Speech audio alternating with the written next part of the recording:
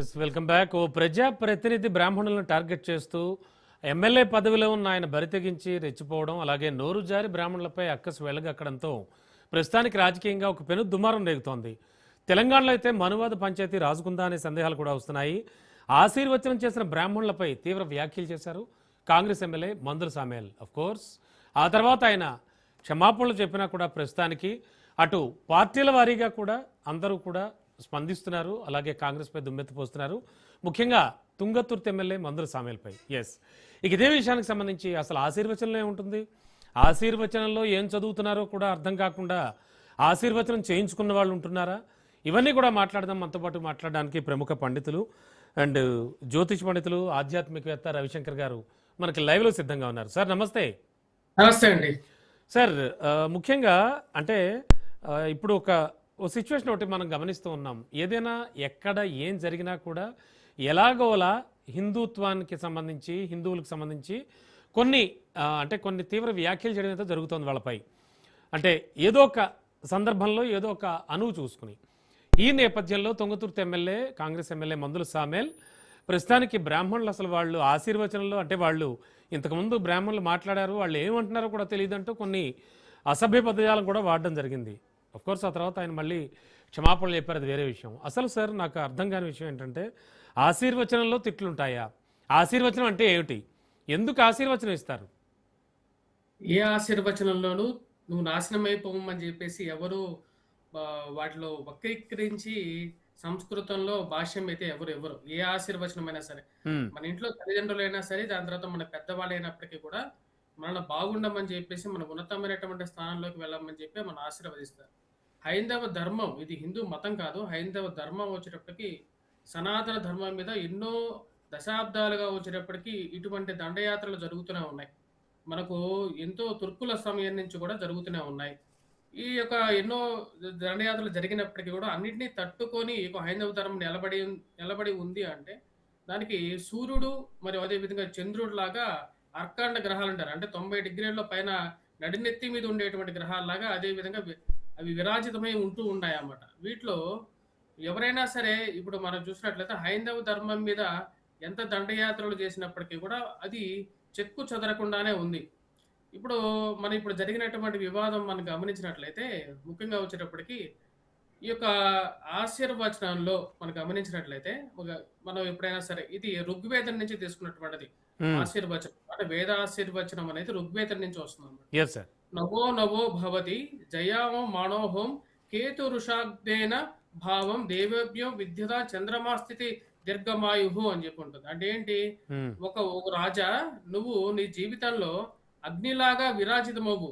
అదే విధంగా వచ్చేటప్పటికి చంద్రుడు ఎలాగైతే మనకు నడినెత్తి మీద అంటే రాత్రిపూట ఉంటాడో, అదే విధంగా సూర్యుడు ఎలాగైతే ప్రతిరోజు ఉదయించి అస్తమిస్తూ మళ్ళీ ఉదయాన్నే ఎలాగైతే పూర్వ తన యొక్క శక్తిని ఎలాగైతే పొందుతుంటాడో అదే విధంగా నువ్వు నీ యొక్క శక్తిని పొందుతూ మరియు అదే విధంగా అంటే రీజనరేటింగ్ పవర్ లాగా నువ్వు ఉదయిస్తూ అస్తమిస్తూ నీ యొక్క పవర్ని ఎప్పుడు చిరకాలం జీవించు అని చెప్పి దీని యొక్క మొదటి శ్లోక అర్థం అన్నమాట.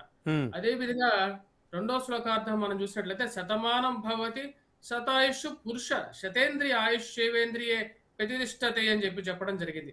అంటే నువ్వు 1000 సంవత్సరాలు బతుకు అంటే 100 సంవత్సరాలు 1000 సంవత్సరాలు ఎలా బతకాలంటే నువ్వు ఒక పెద్ద రాజులాగా మరియు అదే విధంగా నీకు అన్ని అవయవాలు నీకు ఉండేటువంటి 100 అవయవాలు ఏవైతే ఉన్నాయో అన్ని అవయవాలు కూడా పనిచేస్తూ నువ్వు బతకాలి. అదే విధంగా నీ ఆయుష్ ఎలాగ ఉండాలంటే మరియు అదే విధంగా నీ యొక్క తేజస్సు ఎలా ఉండాలి అంటే ఎంతో గొప్ప తేజస్సుగా 10 మందికి దిశానిర్దేశం చూపించేటువంటి ఒక శక్తిగా నువ్వు విరాజిల్లుతూ ఉండాలి ఒక రాజా అని చెప్పి చెప్పడం జరుగుతుంది. అదేవిధంగా ఈ యొక్క ఏదైతే ఇక్కడ ఆశీర్వచనంలో మనం చూసినట్లయితే ఇది అన్ని వర్గాల వారికి సంబంధించింది. అంటే ఏంటి, పురుషులు, స్త్రీలు, అదే విధంగా వచ్చేటప్పటికి పిల్లలు కూడా దీనిలో ఉంటారు. ఇక్కడ సుమంగళీర్యాం వధువరిమ్యం సమేత పశ్వతే సౌభాగ్యం దత్తం యథాతథం విపరీతేర అని చెప్పి చెప్పింది. అంటే ఏంటి, ఒక నవవధువు ఇంటికి వెళ్ళేటప్పుడు సుమంగళి తత్వాన్ని, సౌభాగ్యాన్ని తన జీవితాంతం ఆ ఇంట్లో ఉండేటంత వరకు కూడా తనకి సుమంగళితనము, అదే విధంగా మరియు తనకు ఉండేటువంటి సౌభాగ్యము కలకాలము తన చుట్టూ ఉండాలి. తన యొక్క జీవితం అనేది పరిపూర్ణంగా ఉండాలి అని చెప్పి ఆశీర్వచనంలో ఉంది. సరే సుమంగళితనంతో, సౌభాగ్యతనంతో ఆ యొక్క వధువు ఆ ఇంటికెళ్ళింది. దాని తర్వాత ఆ యొక్క వధువుకు కావాల్సింది ఏమిటి అంటే, ఇమాం తమీంద్ర పుత్ర సౌభాగ్యం కురుహు దశాం పుత్ర నా దేహి పుతికామే పుతిమేకాదం కృతః. అంటే నువ్వు ఇంద్రుడి యొక్క వరం చేత పొంది ఒక అమ్మతనాన్ని పొందు. అదే విధంగా నువ్వు ఒక మంచి పుత్రుడిని పొంది ఆ యొక్క గృహాన్ని ఏ గృహానికైతే నువ్వు వెళ్ళావో, ఆ యొక్క గృహంలో నువ్వు ఒక పుత్ర అంటే ఆ యొక్క వంశాన్ని అభివృద్ధి చేసేటువంటి ఒక శక్తిని ఆ యొక్క గృహానికి నువ్వు ఇవ్వు అని చెప్పడం జరిగింది. అదే విధంగా ఇప్పుడు ముఖ్యంగా వేదాశీర్వాదంలో రాజుల్ని ఏ విధంగా పూజిస్తారో ఈ యొక్క శ్లోకంలో చెప్పడం జరిగింది. ఏం చెప్పబడిందయ్యా అంటే, ఛత్రస్య రాజా వరుణోధి రాజః అని చెప్పింది. ఉమ్, అంటే నువ్వు రాజుల్లో ఉమ్, వరుణుడు ఎంత గొప్పవాడో ఉమ్, అంత యొక్క గొప్పతనాన్ని నువ్వు పొందు. అదే విధంగా నక్షత్రాల్లో శతభిష నక్షత్రం ఎంత గొప్పదో అదే విధంగా ఆ యొక్క నక్షత్రం యొక్క గొప్పతనాన్ని నువ్వు పొందు. ఉమ్. అదే విధంగా వేద విజ్ఞానాలలో అంటే వేదాన్ని అపౌరుషైహి అంటారు. అంటే వేదం అనేది ఎవరో మనకు రచించినటువంటిది కాదు. అంత గొప్ప విద్యా వైజ్ఞానిక శాస్త్రాన్ని వశిష్ఠుడు ఏ విధంగా అయితే రాముడికి చెప్పగలిగాడో అంత వశిష్ఠుడి యొక్క జ్ఞానాన్ని నువ్వు పొందు. అదే విధంగా వచ్చేటప్పటికి నీ యొక్క జీవితం అనేది ఎక్కువ సంవత్సరాలు జీవించి దీర్ఘమాయుహు ఎన్నో సంవత్సరాలు నువ్వు జీవించి ఈ భూమండలాన్ని నువ్వు పరిపాలించు అని చెప్పడం జరిగింది. మరి ఇలాగా ఇటువంటి ఎన్నో సార్ అంటే మీ మాటకు అడ్డొస్తున్నా ఇటువంటి సందర్భంలో ఇంత వేదాలు చదువుకుని వేదాశీర్వచనం చేస్తూ భగవంతుడికి భక్తుడికి అంటే మధ్యలో ఉన్నటువంటి అనుసంధానకర్తలుగా వారి తరపున పూజలు పునస్కారాలు అభిషేకాలు చేయించేటువంటి బ్రాహ్మణులని ఇలా స్టేజ్లు ఎక్కి మాకు ఏదో ప్రజాప్రతినిధులం లేకపోతే మేము సెలబ్రిటీలం ఇలా అనుకుంటున్న వాళ్ళు అలా భావిస్తున్న వాళ్ళు అలా ఉన్నవాళ్ళు ఇలాంటి వ్యాఖ్యలు చేయడం ఎంతవరకు కరెక్ట్ అంటారు? ఇది చాలా హేమైంది. ముఖ్యంగా వచ్చేటప్పటికి వేదాన్ని అవమానించినట్టుగా ఇది పూర్తిగా అవగతం అవుతున్నది. ముఖ్యంగా వచ్చేటప్పటికి పరమతాలని ఇప్పుడు రంజాన్ మాసం జరుగుతున్నది.